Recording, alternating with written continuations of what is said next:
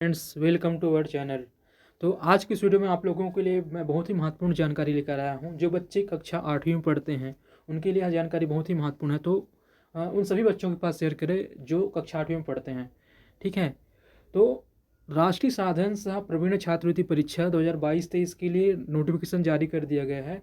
तो देखते हैं क्या है डिटेल। भारत सरकार शिक्षा मंत्रालय, स्कूल शिक्षा और साक्षरता विभाग, नई दिल्ली द्वारा राष्ट्रीय साधन सह प्रवीण छात्रवृत्ति योजना के अंतर्गत राष्ट्रीय साधन सह प्रवीण छात्रवृत्ति प्राप्ति हेतु छत्तीसगढ़ शासन द्वारा संचालित शासकीय विद्यालय, शासकीय अनुदान प्राप्त विद्यालय, स्थानीय निकाय विद्यालय के कक्षा 8वीं में अध्ययनरत विद्यार्थी से राष्ट्रीय साधन सह प्रवीण छात्रवृत्ति परीक्षा 2022-23 के लिए निःशुल्क ऑफलाइन आवेदन आमंत्रित किए जाते हैं। ध्यान रखिएगा, केंद्रीय विद्यालय, नवोदय विद्यालय और आवासीय विद्यालय में पढ़ने वाले छात्र जो है इसके लिए पात्र नहीं होगा। ठीक है। तो विज्ञापन संबंधी विस्तृत जानकारी प्राप्त करने के लिए और नियम शर्त है, परीक्षा केंद्र की सूची, केंद्र कोड, आवेदन पत्र, प्रवेश पत्र का प्रारूप वेबसाइट में जाकर अवलोकन कर सकते हैं। मैं अपने इस डिस्क्रिप्शन में लिंक प्रोवाइड कर दूंगा, तो वहाँ से आप लोग डिटेल देख सकते हैं और इसको डाउनलोड कर सकते हैं। तो देखते हैं महत्वपूर्ण डेट्स क्या है। कक्षा 8वीं के बच्चों के लिए बहुत ही महत्वपूर्ण डेट है, तो आप लोग फॉर्म जरूर भरिए और इस एग्ज़ाम की तैयारी करिए। ठीक है। पूर्ण भरे हुए आवेदन पत्र सह प्रवेश पत्र में आवश्यक दस्तावेज संलग्न कर अध्ययनरत विद्यालय में प्राचार्य के पास जमा करना है 31 अगस्त 2022 तक। तो कक्षा 8वीं के बच्चों के लिए महत्वपूर्ण डेट है 31 अगस्त 2022 तक के फॉर्म भर के जमा कर देना है। ठीक है। और प्राचार्य के लिए महत्वपूर्ण डेट क्या है? प्राचार्य को प्राप्त आवेदन पत्र एवं सूची विकास खंड के निर्धारित परीक्षा केंद्र में जमा करना है। ठीक है, 5 सितंबर 2022 तक।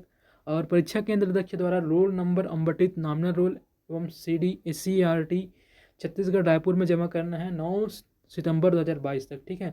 हम परीक्षा की डेट के बारे में बात करें तो परीक्षा का डेट जो है 6 नवंबर 2022 को परीक्षा होना है, एग्ज़ाम होना है। ठीक है। तो पेपर फर्स्ट जो होगा सुबह 10 बजे से 11:30 बजे तक होगा और पेपर सेकंड जो होगा दोपहर 1 बजे से 2:30 बजे तक होगा। ठीक है। तो 2 पाली में एग्ज़ाम होना है। तो आप लोग फॉर्म 31 अगस्त तक इसका भर लीजिए। फॉर्म के लिए आप लोग अपने डिस्क्रिप्शन बॉक्स में जाके वहाँ से डाउनलोड कर सकते हैं और उसका प्रिंट आउट निकलवा के आप लोग अच्छे से भर लीजिए और अपने स्कूल में 31 अगस्त तक जमा कर लीजिए। ठीक है। और भी जानकारी देखते हैं। तो राज्य शैक्षिक अनुसंधान और प्रशिक्षण परिषद SCERT छत्तीसगढ़, ठीक है, तो राष्ट्रीय साधन सह प्रवीण छात्रवृत्ति परीक्षा 2022-23 के लिए आयोजित होना है 6 नवंबर 2022 को। ठीक है। तो अध्ययनरत विद्यालय में आवेदन पत्र जमा करने की अंतिम तिथि 31 अगस्त 2022 रखा गया है। भारत सरकार शिक्षा मंत्रालय, स्कूल शिक्षा और साक्षरता विभाग, नई दिल्ली द्वारा राष्ट्रीय साधन सह प्रवीण छात्रवृत्ति योजना के अंतर्गत राज्य के विद्यालय में कक्षा 8वीं में अध्ययनरत आर्थिक रूप से कमजोर वर्गों के मेधावी विद्यार्थियों के लिए छात्रवृत्ति प्रदान की जाती है। ठीक है। तो उक्त योजना से संबंधित छात्रवृत्ति प्राप्ति हेतु राष्ट्रीय साधन सह प्रवीण छात्रवृत्ति परीक्षा national means cum merit scholarship exam दिनांक 6/11/2022 6 नवंबर 2022 को राज्य शैक्षिक अनुसंधान और प्रशिक्षण परिषद SCERT छत्तीसगढ़ रायपुर द्वारा प्रत्येक विकास खंड के निर्धारित परीक्षा केंद्र में, मतलब प्रत्येक विकास खंड के में एक परीक्षा केंद्र निर्धारित किया गया है। तो इस प्रकार से कुल 146 परीक्षा केंद्र में आयोजित किया जाना है। ठीक है। इसे तो निःशुल्क ऑफलाइन आवेदन आमंत्रित किया गया है। तो आप लोग 31 अगस्त तक फॉर्म जमा कर सकते हैं। तो इसके लिए हम देखते हैं योग्यता पात्रता क्या है। ठीक है। तो फॉर्म भी भर सकते हैं जो क्या है, छत्तीसगढ़ शासन द्वारा संचालित शासकीय विद्यालय, शासकीय अनुदान प्राप्त विद्यालय, स्थानीय निकाय विद्यालय के कक्षा 8वीं में अध्ययनरत विद्यार्थी जो पिछली कक्षा 7वीं में 55% SC/ST हेतु 5% का छूट दिया गया है। ठीक है। मतलब 50% वाले बच्चे फॉर्म भर सकते हैं जो SC/ST के हैं। ठीक है। नोट, जनरल प्रमोशन की स्थिति में 7वीं में उत्तीर्ण प्रतिशत की बाध्यता नहीं है। ठीक है। अगर जनरल प्रमोशन किया गया है, जैसे कि कोरोना काल में भी जनरल प्रमोशन कर दिया जा रहा था, तो उस टाइप का अगर कंडीशन है तो उस समय 7वीं में उत्तीर्ण प्रतिशत की बाध्यता नहीं है। ठीक है। चयनित प्रतिभागियों को कक्षा 9वीं से 12वीं तक प्रति माह 1000 रुपये की छात्रवृत्ति प्रदान की जाती है। ठीक है। तो आप लोग अगर इस एग्ज़ाम के थ्रू अगर चयनित हो जाते हैं तो आप लोगों को 9वीं से 12वीं तक 1000 रुपये प्रति माह छात्रवृत्ति प्रदान किया जाएगा। ठीक है। तो विद्यार्थी के पिता पालक की वार्षिक आय जो है 3,50,000 से अधिक नहीं होना चाहिए। ठीक है, दूसरी क्या क्राइटेरिया रखा गया है, 2.5 लाख से, सॉरी 2.5 बोलता हूँ, 3.5 लाख से अधिक आय नहीं होना चाहिए, 3,50,000 से। ठीक है, शासन द्वारा प्रदत्त छात्रवृत्ति योजना के अंतर्गत चयनित विद्यार्थियों को किसी एक छात्रवृत्ति का लाभ मिल सकेगा। ठीक है, शासन द्वारा प्रदत्त छात्रवृत्ति योजना के अंतर्गत, ठीक है, शासन द्वारा विभिन्न प्रकार की छात्रवृत्ति योजनाएं चलाई जाती हैं, तो उसको सिर्फ एक ही योजना के अंतर्गत छात्रवृत्ति का लाभ मिल सकेगा। ठीक है, केंद्रीय विद्यालय हो गया, नवोदय विद्यालय हो गया, आवासीय विद्यालय में पढ़ने वाले छात्र को इस हेतु पात्रता नहीं रखता है। ठीक है, आवासीय विद्यालय परिसर में रहने वाले विद्यार्थियों के लिए शिक्षा प्रदान करता है। ठीक है, जहाँ विद्यालय, आवास और भोजन जैसी सुविधाएं प्रदान की जाती है। ठीक है, इसलिए जो है इस आवासीय विद्यालय वाले भी जो है क्या है, इसकी योजना में पात्र नहीं है। ठीक है, आवश्यक दस्तावेज सभी आवेदकों हेतु अनिवार्य।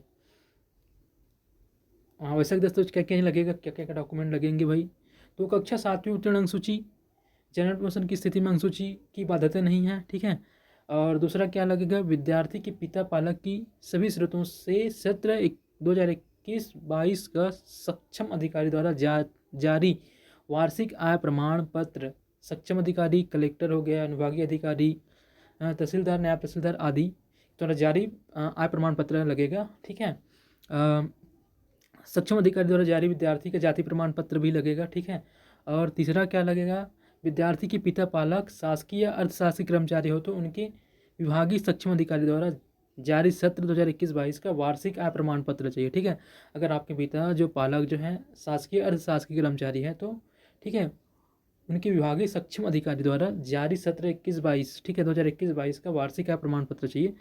ठीक है, तो ये महत्वपूर्ण डॉक्यूमेंट्स हैं जो आप लोगों को फॉर्म भरने के दरम्यान लगेगा। ठीक है, तो आवेदन पत्र जमा करने की अंतिम तारीख की अगर बात करें तो 31 अगस्त 2022 रखा गया है। प्राचार्य द्वारा सत्यापित पूर्ण भरे हुए आवेदन पत्र एवं प्रवेश पत्र के साथ आवश्यक दस्तावेज संलग्न कर अध्ययनरत विद्यालय में 31 अगस्त 2022 तक जमा करें। ठीक है, आवेदन प्रक्रिया पूर्णतः निःशुल्क है। ठीक है, ध्यान रखिएगा, आवेदन प्रक्रिया जो है पूर्णतः निःशुल्क है। नोट, NCERT नई दिल्ली, SCERT छत्तीसगढ़ को आवेदन पत्र न भेजे। ठीक है, आप लोगों को NCERT नई दिल्ली और SCERT छत्तीसगढ़ को आवेदन नहीं भेजना है। ठीक है, रायपुर में आवेदन नहीं भेजना आपको। ऐसे आवेदनों पर किसी प्रकार की कार्रवाई नहीं की जाएगी। आप लोगों को अपना फॉर्म भर के प्राचार्य के पास जमा करना है। ठीक है, 31 अगस्त से पहले, ध्यान रखिएगा।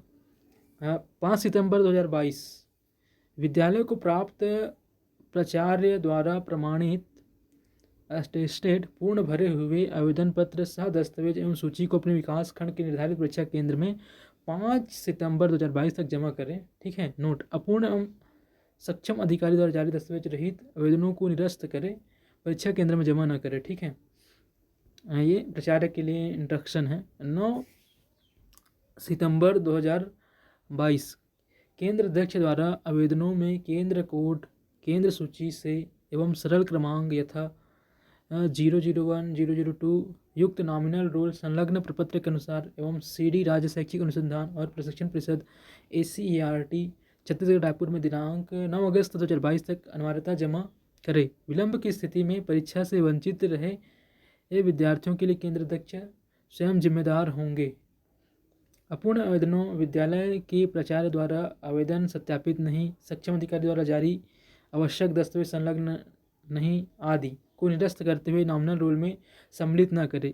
उत्तीर्ण विद्यार्थियों को उनके अपूर्ण एवं दस्तावेज प्रमाण पत्रों के कारण SCERT छत्तीसगढ़ रायपुर द्वारा चयन सूची से निरस्त किया जाता है तो इसकी पूर्ण जिम्मेदारी परीक्षा केंद्र अध्यक्ष की होगी।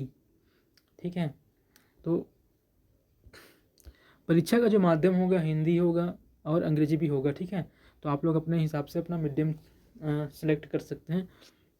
पाठ्यक्रम की अगर बात करें तो छत्तीसगढ़ माध्यमिक शिक्षा मंडल बोर्ड की कक्षा 8वीं तक का पाठ्यक्रम पर आधारित वस्तुनिष्ठ प्रश्न होंगे। ठीक है, 8वीं तक के पाठ्यक्रम पर आधारित वस्तुनिष्ठ प्रश्न होगा। ठीक है, तो ध्यान रखेगा।